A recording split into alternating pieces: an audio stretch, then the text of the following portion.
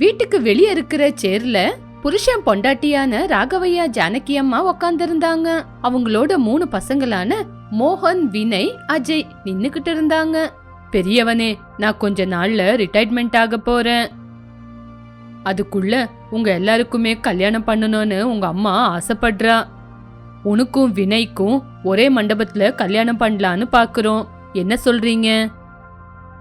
அப்பா, என்ன மன்னிச்சிடுங்க. உங்க வார்த்தைக்கு எதிர்பேச்சு பேசுறேன்னு நினைக்காதீங்க. நான் என்னோட ஆபீஸ்லயே ஒரு பொண்ணு காதலிக்கிறேன். அந்த பொண்ணு ரொம்ப அழகா இருப்பா. அவ்வளோ வசதி வாய்ப்பு இல்லைனாலும் நானும் அந்த பொண்ணும் உயிருக்குயிரா காதலிக்கிறோம் அப்படின்னு தைரியமா சொன்னான். இத்தனைக்கும் அந்த பொண்ணு என்ன ஜாதி? அந்த பொண்ணு நம்மளோட ஜாதி இல்ல அப்படின்னு சொன்ன உடனே ஜானகி அம்மாவுக்கு கோவம் வந்து கோவத்துல, பரவாயில்லப்பா, நம்ம ஜாதி பொண்ணு இல்லாம வேற ஜாதி பொண்ணை இந்த வீட்டுக்கு கூட்டிட்டு வந்து எங்க கௌரவத்தை கெடுக்கணும்னு பாத்துக்கிட்டு இருக்கியா?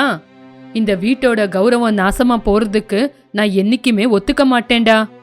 நான் பாக்குற பொண்ணு கல்யாணம் பண்ணிக்கோ, அந்த பொண்ணை மறந்துரு. சும்மா பைத்தியக்காரத்தனமா எதானா யோசிச்சேனா இந்த வீட்ல உனக்கு இடம் இருக்காது. இங்க பாருங்கப்பா, நீங்க என்னோட பேச்சையும் கேட்கணும். அந்த பொண்ணை தவிர எந்த பொண்ணையும் நான் கல்யாணம் பண்ணிக்க மாட்டேன். உங்க பேச்சுக்கு எதிர்பேச்சு பேசுறதுக்கு என்ன மன்னிச்சிருங்க. அப்போ என் முன்னாடி நிக்காதடா.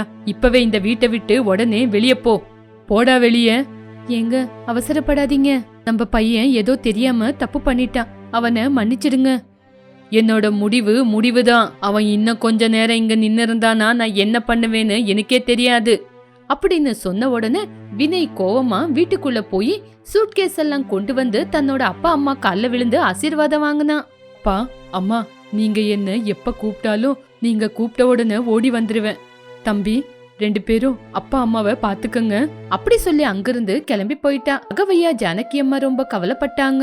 எதுக்குன்னா ராகவையாவுக்கு தன்னோட பெரிய பையன் அப்படின்னா ரொம்பவே பிடிக்கும். அப்பா அம்மாக்கு எப்பவுமே எகுத்து பேசாதவன் இன்னைக்கு ஏன் இப்படி பண்ணான்னு யோசிச்சாங்க. சின்ன வயசுல இருந்து எந்த தப்புமே செய்யாம எப்பவுமே யோசிச்சு முடிவெடுக்கிறவன் இப்ப ஏன் இந்த மாதிரி செஞ்சான்னு ரொம்பவே கவலைப்பட்டாங்க. ஜானகி அம்மா தன்னோட பையனை பத்தி யோசிச்சு அழுந்துகிட்டே இருந்தாங்க. நாட்கள் போச்சு. காலம் எல்லாத்துக்குமே பதில் சொல்லும். நரேஷுக்கு வேலை கிடைச்சது. 2 பசங்களுக்கு நல்ல பொண்ணுங்களை பார்த்து கல்யாணம் செஞ்சு வச்சாங்க. மருமகங்க எல்லாருமே சந்தோஷமா இருந்தாங்க. ஜானகி அம்மாவுக்கு எப்பவுமே வேலை சொல்ல மாட்டாங்க. அவங்கள ஓய்வெடுக்க சொல்லுவாங்க. பசங்க கூட அப்பா அம்மாவை ரொம்ப நல்லா பாத்துக்குவாங்க. இப்படியே நாட்கள் போச்சு. சந்தோஷமா இருந்தா விதிக்கு பிடிக்காது போல. விதி ஆட்டத்தை யாரால நிறுத்த முடியும்?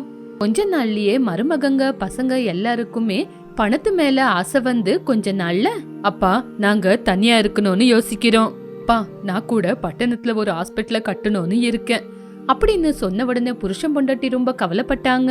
அவங்க 2 பேரும் நல்லபடியா ஓய்வு எடுக்கணும்னு யோசிக்கும் போது பசங்க இந்த மாதிரி முடிவு எடுத்துட்டாங்க.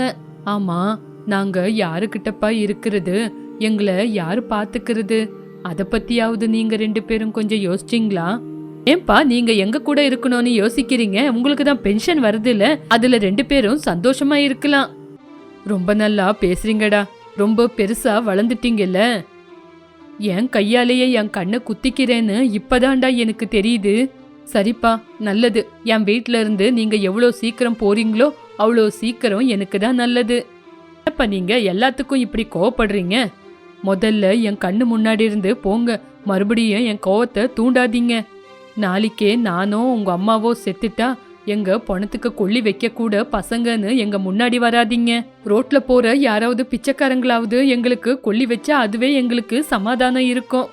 போங்கடா போங்க அப்படின்னு கண்ணீர் விட்டாரு. அவங்க அந்த வீட்டை விட்டு போகும்போது போயிட்டு வரோன்னு கூட சொல்லாமையே கிளம்பிட்டாங்க. ஏங்க, நம்ம 2 பேரும் எப்படிங்க வாழ்க்கையை நடத்துறது? நம்மள பாத்துக்க வேண்டிய பசங்களே நம்மள விட்டுட்டு போயிட்டாங்க. இன்னும் யாருங்க நம்மளுக்கு கதி? அவங்க புருஷனை கட்டி பிடிச்சுக்கிட்டு அழுந்தாங்க ஜானகி அம்மா. இப்படி ஒருத்தருக்கு ஒருத்தர் சமாதானம் பண்ணிக்கிட்டாங்க. காலம் யாருக்காகவும் நிக்காது. அதோட வேலையாது செஞ்சுக்கிட்டு இருக்கோம். ஜானகி அம்மா ராகவையா அவங்களுக்கு எப்ப சாப்பாடு வேணுமோ அப்ப சாப்பிட்டுக்கிட்டு ஏதோ ஒரு வாழ்க்கைய நடத்திக்கிட்டு இருந்தாங்க. இப்படியே 4 வருஷம் ஓடிடுச்சு. இந்த 4 வருஷத்துல எந்த பசங்களும் அவங்கள பாக்குறதுக்கு வரவே இல்லை.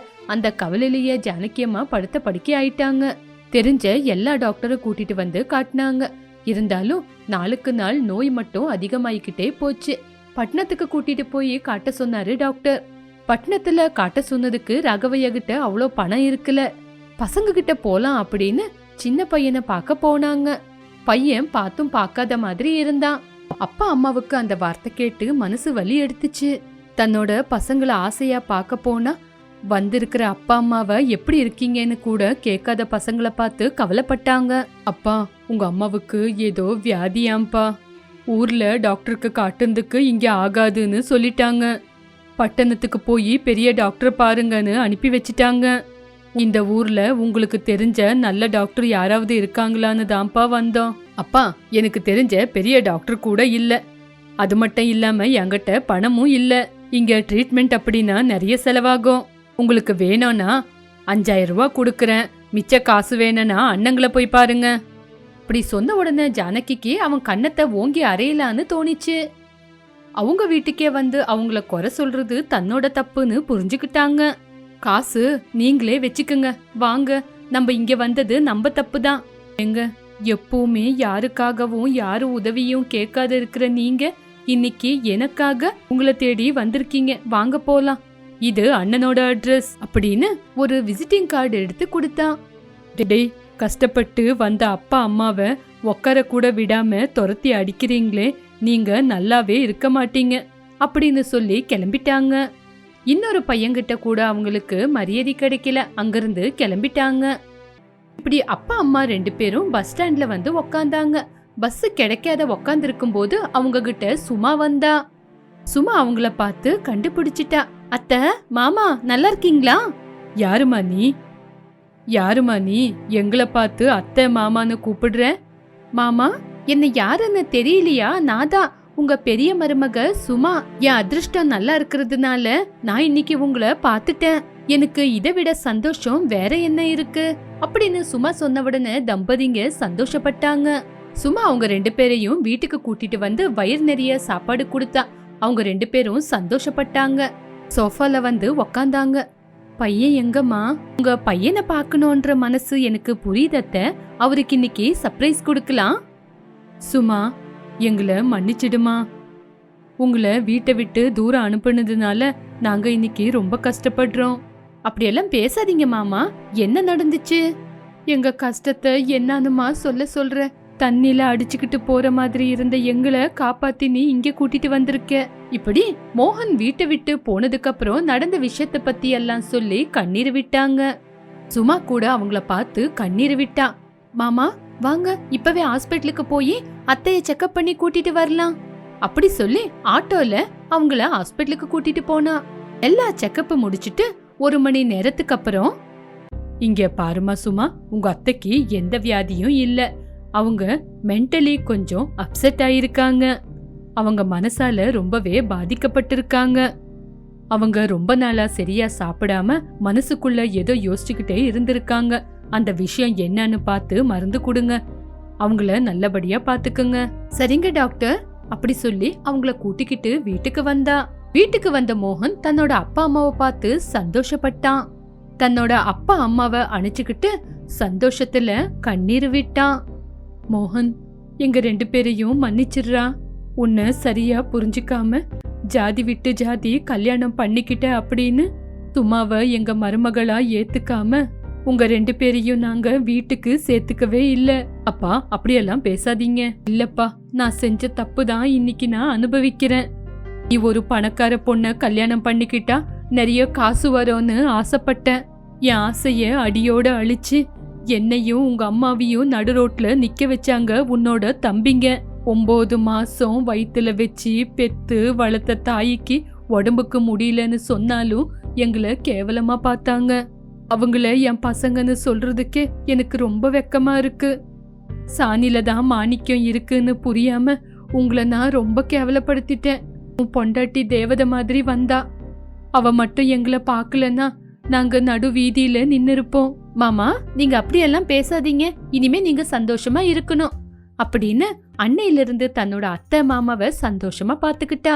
ஜானகி அம்மாவோட ஆரோக்கியம் கொஞ்சம் சரியாச்சு. வீட்ல குழந்தைங்களே இல்லைன்னு யோசிச்ச ஜானகி அம்மா, பா மோகன், கல்யாணமாயி 10 வருஷம் ஆச்சு, பசங்க இல்லையா?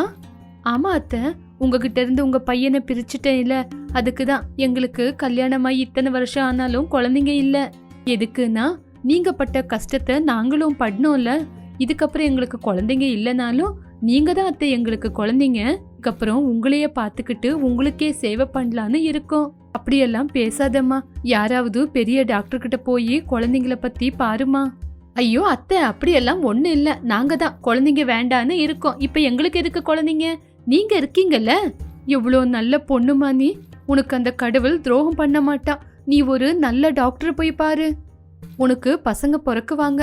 நாங்க எங்களோட பேரன் பேத்தி கூட விளையாடணும். முதல்ல போய் டாக்டர் பாரு. அம்மா வந்த நேரம் குழந்தை வந்துச்சு அப்படிங்கிற மாதிரி சும்மா கர்ப்பமானா.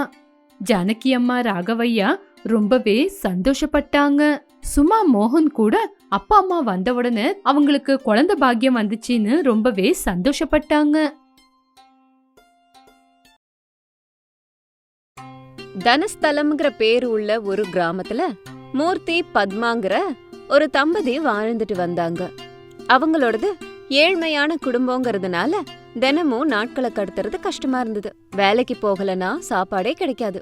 ஒரு நாள் அவங்களோட மாமா வீட்டுக்கு வந்து இது எல்லாத்தையும் பார்த்துட்டு இவங்களுக்கு ஏதாவது உதவி செய்யணும் அப்படின்னு நினைச்சாரு. இப்படி அவர் போயிட்டு இருக்கும்போது அவருக்கு ஒரு மாடு கிடைச்சது.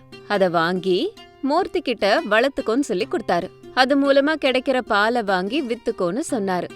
ஒரு நாள் பத்மா வந்து தன்னோட கணவன் கிட்ட இப்படி சொன்னா, என்னங்க, நமக்கு நிறைய பால் கிடைக்குதுல, நம்ம குடிச்சது போக நிறைய பால் மிச்சமும் ஆகுது.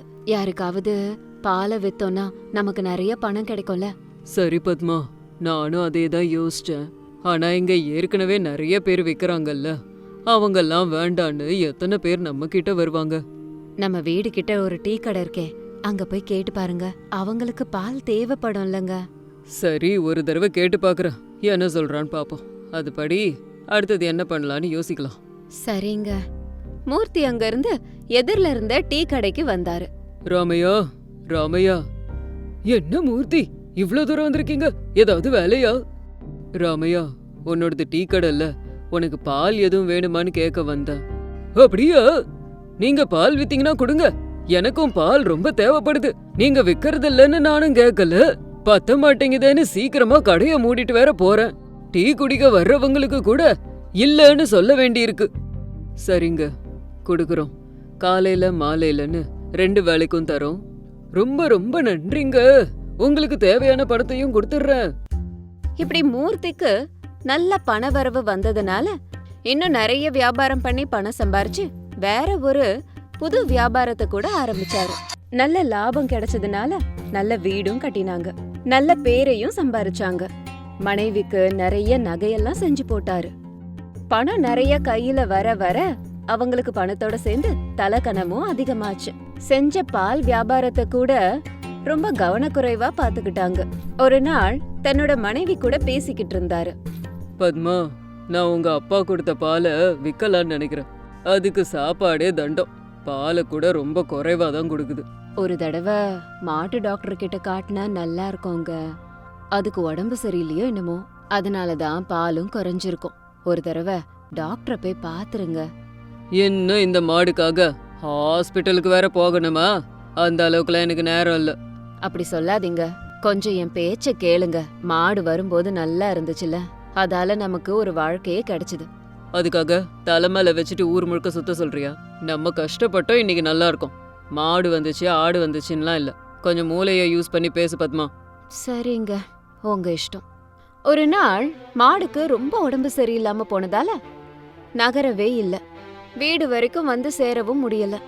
மாட்டு கொட்டகையில வேலை செய்யற ஆள் வந்து மூர்த்தி கிட்ட சொன்னான், தான் முத வாங்கின மாடு இப்ப வரைக்கும் மாட்டு கொட்டகைக்கு வரலன்னு சொன்னான். மூர்த்தி அதை எதையும் கண்டுக்காம அந்த இடத்த விட்டு போயிட்டாரு. ஐயோ, மாட்டை காணுமா, கொஞ்சம் போய் தேடி பாரு. சரின்னு சொல்லி அங்க இருந்து வேலைக்காரன் போய் பார்த்தான். ஆனா மாட்டை எங்கேயுமே காணோம். திரும்பவும் வீட்டுக்கு வந்துட்டான். மூர்த்திக்கு தலகணம் ஜாஸ்தியானதால யார் பேச்சையும் கேட்காம தனக்கு பிடிச்சத செஞ்சுக்கிட்டு போய்கிட்டே இருந்தாரு. வியாபாரத்துல கொஞ்சம் கொஞ்சமா நஷ்டம் வர ஆரம்பிச்சுது. என்ன ஆச்சுங்க, இவ்ளோ சோகமா உட்காந்துருக்கீங்க? ஏன், எதுக்காக கேக்குற? நீ வீட்ல உட்கார்ந்து சாப்பிட தானே இருக்க. எனக்கு வியாபாரத்துல சின்ன பிரச்சனை, நான் பாத்துக்கிறேன், நீ போ. அப்படின்னு சொன்னதுனால பத்மா கோபமா அந்த இடத்த விட்டு வேகமா போயிட்டான். கொஞ்ச நேரம் கழிச்சு மூர்த்தி போய் தங்கத்தை எல்லாம் கழட்டி கொடுக்க சொன்னாரு. ஒரு கேள்வி கூட கேட்காம தங்க நகைகள் எல்லாத்தையும் கழட்டி கொடுத்தா. அப்பவே அவளுக்கு நல்லா புரிஞ்சிருச்சு, வியாபாரத்துல ஏதோ நஷ்டம் வந்திருக்கு, அதனாலதான் இவரு இவ்ளோ சோகமா இருக்காருன்னு. அந்த தங்கத்தை எடுத்துக்கிட்டு மூர்த்தி அந்த இடத்த விட்டு போயிட்டாரு. மூர்த்தி கண்டுக்காம இருந்ததுனால பால் வியாபாரமும் முன்ன விட ரொம்ப குறைவா போயிட்டு இருந்தது. எல்லா வியாபாரத்திலயும் நஷ்டமாயி மறுபடியும் தன்னோட பழைய வாழ்க்கைக்கு திரும்பி வந்துட்டாங்க. சோகமா உட்கார்ந்திருந்த மூர்த்தி கிட்ட பத்மா வந்து இப்படி சொன்னா, நான் அன்னைக்கே உங்ககிட்ட சொன்னேன், அந்த மாடுதான் நமக்கு வாழ்க்கை கொடுத்தது, அதை கண்டுக்காம இருக்காதீங்கன்னு சொன்னேன். நடந்தது ஏதோ நடந்துருச்சு, இப்ப என்ன பண்ண முடியும்? எல்லாம் நஷ்டமாயிடுச்சு. மறுபடியும் முன்னாடி இருந்த நிலைமைக்கே திரும்ப வந்துட்டேன். ஒரு தடவை போங்க, போய் நம்ம மாட்டை தேடி பாருங்க. மாடு வீட்டுக்கு வந்த நேரத்துல தான் நம்ம அதிர்ஷ்டக்காரங்களானோம். சரிம்மா, நான் போய் மாட்டை தேடிட்டு வரேன். மூர்த்தி மாட்டை தேடி அலைஞ்சதுனால ரொம்ப களைப்பு வந்தது. போற வழியில ஒரு மரத்தடியில உட்கார்ந்து இளைப்பாறிக்கிட்டு இருந்தாரு. அப்போ அந்த மரத்தடிக்கு ஒரு தாத்தா வந்து உட்கார்ந்தாரு. அந்த தாத்தா மூர்த்தி கிட்ட பேச்சு கொடுத்தாரு. யாரப்பா நீ? உன்னை நான் இதுக்கு முன்னாடி பார்த்ததே இல்லையே. எனக்கு பக்கத்து ஊருங்க ஐயா. ஏதாவது வியாபார விஷயமா வந்தியாப்பா? உனக்கு ஏதாவது உதவி வேணுமா? உன்னை பார்த்தா வயசான கிழவ மாதிரி இருக்க, நீ எனக்கு எங்கயா உதவி செய்ய போற? எவ்வளவு வயசானாலும் நான் என் சொந்த கால்ல நிக்கிறேன் தெரியுமா? அப்படியா? உங்களுக்கு சொந்த பந்தம் யாரும் இல்லையா? குழந்தைங்க இல்லையா? இருக்காங்கப்பா, எனக்கு வயசாயிடுச்சுன்னு என்ன விட்டுட்டாங்க. வயசாயிடுச்சுன்னா அம்மா அப்பாவை கை விட்டுருவாங்களா? மனுஷங்களா இருந்தாலும் மாடா இருந்தாலும் வயசாயிடுச்சுன்னா கை விட்டுடுவாங்க. இது மூர்த்திக்கு பயங்கரமான யோசனைய கொடுத்துச்சு. அடடா, என் மாடுக்கு உடம்பு சரியில்லாதப்போ நானும் அதையும் இத மாதிரி தானே கைவிட்டுட்டேன் அப்படின்னு யோசிச்சாரு. அதுக்கப்புறம் என் குழந்தைங்க கூட நான் வயசானதுக்கு அப்புறம் உன்னை கைவிட்ட மாதிரி என்னையும் கைவிட்டுடுவாங்களோன்னு யோசிச்சுக்கிட்டு இருந்தாரு. அது இருக்கட்டும், நீ எதுக்காகப்பா இங்க வந்த? நான் என் மாட்டை தேடி இங்க வந்தையா. 2 நாளா அத காணோம். சரி, தோ இந்த பக்கமா போ, அங்க உனக்கு கிடைக்கும்பா. கவலைப்படாதப்பா, உன் மாடு கண்டிப்பா உன்கிட்ட வந்து சேரும். கொஞ்ச நேரம் படுத்து எந்திரிச்சு அங்க இருந்து எழுந்து போனாரு மூர்த்தி. போய் மறுபடியும் மாட்டை தேட ஆரம்பிச்சாரு. ரொம்ப நேரம் தேடி தேடி களைச்சு போய் அங்க இருந்து நேரா வீட்டுக்கு வந்துட்டாரு. வீட்டுக்கு வந்து சேர்ந்ததும் அவரோட மனைவி பத்மா வந்து, என்னங்க மாடை பாத்தீங்களா நீங்க? இல்ல பத்மா, எதுவும் கிடைக்கல. ரொம்ப நேரம் தேடன. நாளைக்கு வேற ஊருக்கு போய் பாக்குறேன், அங்க கிடைக்குதான்னு போய் பாக்குறேன். சரிங்க. எனக்கு ரொம்ப கவலையா இருக்கு பத்மா. அனாவசியமா மாடை கண்டுக்காம நம்ம மாட்டை விட்டுட்டேன். நான் ரொம்ப பெரிய தப்பு பண்ணிட்டேன்ல. கவலைப்படாதீங்க, நம்ம மாடு கண்டிப்பா கிடைக்கும். அது மட்டும் இல்ல, அந்த மாடால நமக்கு அதிர்ஷ்டம் கிடைச்சது. அந்த மாவு போனதும் அந்த அதிர்ஷ்டமும் கூடவே போயிடுச்சு. நாளைக்கு பக்கத்து ஊருக்கும் பக்கத்து ஊர்ல போய் தேடி பாக்குறேன். நாளைக்கு தானே போறீங்க, இப்ப கொஞ்சம் சாப்பிட்டுட்டு அப்படியே கொஞ்ச நேரம் படுத்து தூங்குங்க. சரின்னு சொல்லி மூர்த்தியும் பத்மாவும் சாப்பிட வந்து உட்கார்ந்தாங்க. கொஞ்ச நேரம் படுத்து தூங்கிட்டு காலையில விடிஞ்சதும் மறுபடியும் சொன்ன ஊருக்கு போய் தேட ஆரம்பிச்சாரு. அந்த ஊருக்கு வந்து அங்க கண்ணுல காண்றவங்க கிட்ட எல்லாம் கேட்டுக்கிட்டு இருந்தாரு. மாடு கிடைக்காததுனால கொஞ்ச தூரம் போய் ரொம்ப கவலையா உட்கார்ந்து நிராசையோட காணப்பட்டாரு. அந்த இடத்துல கொஞ்ச நேரம் உட்கார்ந்து ஓய்வு எடுத்துட்டு மறுபடியும் மாடை தேட போனாரு. மூர்த்திக்கு ரொம்ப தாகமா இருந்ததால தண்ணி குடிக்கிறதுக்கு ஒரு கிணத்தடிக்கு வந்து சேர்ந்தாரு. அந்த கிணத்துக்கு பக்கத்துல ஒருத்தர் ரொம்ப சோகமா நின்னுக்கிட்டு இருந்தாரு. மூர்த்தி அவரை பார்த்து அவர்கிட்ட வந்து, ஐயா, என்ன ஆச்சுங்க? என்னோட பேரு ராகவங்க. நான் இந்த ஊரை சேர்ந்தவன் தான். அதெல்லாம் இருக்கட்டுங்க, நீங்க ஏன் இவ்ளோ சோகமா இருக்கீங்க? என்னோட மாட்டுக்கு உடம்பு சரியில்லைங்க, அதனால என் மனசு சரியில்லை. அது சில ஆண்டுகளா என்கிட்ட தான் இருக்கு. அதால என் வாழ்க்கையில நல்லா உயர்ந்த அது இப்போ உடம்பு சரியில்லாம இருக்கு. எனக்கு கையும் ஓடல காலும் ஓடல. என்ன யோசிக்கிறதுன்னு புரியல. என்ன சொல்றீங்க? நீங்க உங்க மாடுக்கு உடம்பு சரியில்லைன்னு இவ்ளோ கவலைப்படுறீங்களா? நான் இன்னைக்கு உயிரோட இருக்கிறேன்னா அதுக்கு அதுதான் காரணம். அது பாலை கொடுத்ததுனால தான் நானும் என் மனைவி மக்களும் சந்தோஷமா இருக்கும். மாடுன்னா என் மனைவிக்கு ரொம்பவே இஷ்டம். அப்படியா? அந்த மாடுக்கு என்ன ஆச்சு? என்ன ஆச்சுன்னு தெரியலங்க. 2 நாளா சாப்பாடே சாப்பிடல. நல்ல டாக்டருக்காக காத்திருக்கிறேன். மூர்த்தி தன்னோட மாட்டுக்கு தான் கொடுத்த இம்சையெல்லாம் யோசிச்சு பார்த்தாரு. அவரோட கண்கள்ல கண்ணீர் நிக்கல. தான் செஞ்ச தவறையெல்லாம் நினைச்சு பார்த்தாரு. இப்படி கவலைப்பட்டுக்கிட்டு இருந்த மூர்த்திய பார்த்து ராகவன் கேள்வி கேட்டாரு. என்ன ஆச்சுங்க? கண்கள்ல இவ்ளோ கண்ணீர் வருது, இவ்ளோ கவலைப்பட்டுக்கிட்டு இருக்கீங்க? நான் கூட என் மாடை தேடிதாங்க வந்தேன். அந்த மாடை நான் கண்டுக்காம விட்டுட்டேன். அதுக்கு நிறைய கொடுமையும் பண்ணிட்டேன். நான் செஞ்ச வேலையெல்லாம் நினைக்கும் போது என்னால தாங்கவே முடியலங்க. ஐயோ, கவலைப்படாதீங்க. கண்டிப்பா உங்களுக்கு அது கிடைக்கும். எனக்கு தெரிஞ்ச ஒரு வைத்தியர் இருக்காருங்க. அவர் எங்க இருக்காருன்னு உங்களுக்கு சொல்றேன். உங்க மாட்டை கொண்டு போய் காட்டுங்க. கண்டிப்பா உங்க மாடு நல்லா ஆயிடும்.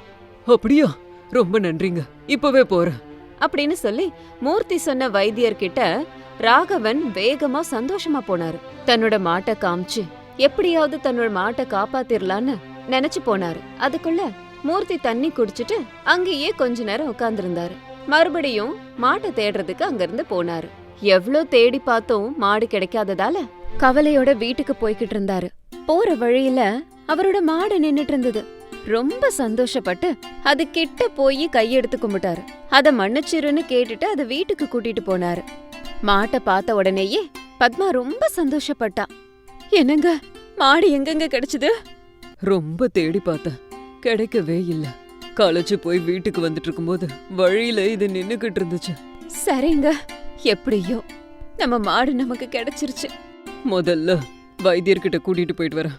ஆமாங்க, போங்க, வேகமா கூட்டிட்டு போய் காட்டுங்க. ஏற்கனவே இதுக்கு உடம்பு சரியில்லைங்க. ஊருக்குள்ள போய் வைத்தியரை கூட்டிக்கிட்டு வந்து மாட்டுக்கு வைத்தியம் பார்த்தாங்க. வைத்தியம் பார்த்த கொஞ்ச நேரத்திலேயே மாடு கொஞ்சம் எழுந்திருச்சு நின்னுச்சு.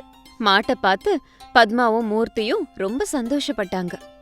மறுபடியும் நமக்கு நல்ல நாள் வருங்க. நம்ம மாடு நம்ம கையில வந்துருச்சுல. பத்மா, நான் ஊர் ஊரா போய் தேடினல்ல, அப்ப நான் சில பேரை சந்திச்சேன். அவங்க வாழ்க்கையில நடந்ததெல்லாம் கேட்கும்போது நான் எவ்வளவு தப்பு பண்ணங்கிறது எனக்கு புரிஞ்சுது. நம்ம மாட்டுக்கிட்ட நான் ரொம்ப கொடுமையா நடந்துக்கிட்டம்மா. என்ன மன்னிச்சிருமா. அப்படி சொல்லாதீங்க. இப்போ உங்க தப்ப நீங்க உணர்ந்துட்டீங்கல்ல, சரி விடுங்க. அந்த நேரத்துல பத்மாவோட அப்பா அந்த இடத்துக்கு வந்தாரு. என்னம்மா இது? வியாபாரத்துல இவ்ளோ நஷ்டம் வந்திருக்கு, இவ்ளோ கஷ்டப்பட்டு இருக்கீங்க. ஒரு வார்த்தை என்கிட்ட சொல்லி அனுப்ப கூடாதா? நான் என்ன வெளி மனுஷனாமா? சொல்லிருந்தா நான் உன்னையும் மாப்பிளையும் பாத்திருப்பேனே. அதெல்லாம் ஒண்ணு இல்ல மாமா. நான் செஞ்ச தப்பு தான் என்ன இந்த நிலைமைக்கு ஆக்குச்சு. நான் தான் கர்வத்தோட பைத்தியக்கார மாதிரி நடந்துக்கிட்டேன் மாமா. என்னாலதான் என் வியாபாரத்துல நஷ்டம் வந்துச்சு. அப்பா, நடந்தது ஏதோ நடந்து போயிடுச்சு. நஷ்டமானதையெல்லாம் திருப்பி கொண்டு வர முடியாதுல்ல. நீங்க கொடுத்த மாடால தான் நாங்க இவ்ளோ தூரம் வளர்ந்தோம். மறுபடியும் அதே மாட்டை வச்சு நாங்க பெரிய ஆளாய்க்கிறோம். மாடை அன்போடவும் பணிவோடவும் கோமாதாவா பாத்துக்கிறோம். உங்களுக்கு கொடுத்த மாடு உங்களுக்கு நிறைய அதிர்ஷ்டம் கொடுத்திருக்கு. ஆனா சின்ன சின்ன தவறுகளால நீங்க கஷ்டப்படுறீங்க. இந்த மாடை நான் ஒரு சுவாமிஜியோட ஆசிரமத்துல இருந்து கொண்டு வந்தேன். இந்த மாடு ரொம்ப மகிமை பொருந்திய மாடுன்னு அவரு சொன்னாரு. அதனால அதிர்ஷ்டம் கொடுத்து நீங்க பெரிய ஆளாயிட்டதால அத கண்டுக்காம விடக்கூடாது. இப்பவாவது கண்ணும் கருத்துமா பாத்துக்கோங்க. பழசமா இருக்க கூடாது. சந்தோஷமா இருங்கம்மா. நம்ம யாரால முன்னேறி வாழ்ந்தோமோ அவங்கள ஒரு காலம் மறக்கவே கூடாது.